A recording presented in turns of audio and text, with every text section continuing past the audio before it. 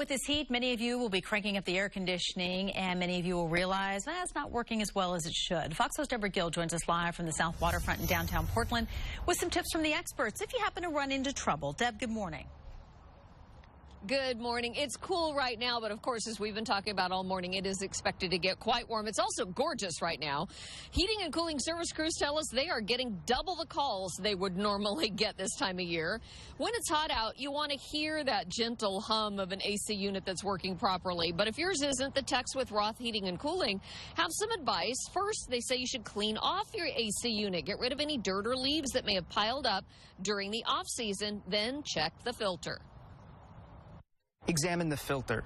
The most consistent issue that we have with these systems are fairly straightforward. The filter can become clogged, and it actually prevents the AC to work efficiently.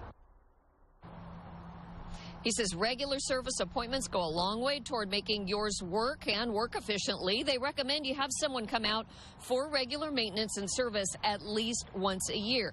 And then they say another misconception is to turn your AC off while you're gone. They say it's actually better for your AC unit to maintain a certain temperature than to have to work extra hard to cool it off, to cool off a hot house. They say just set the thermostat a little bit higher than you would when you're at home.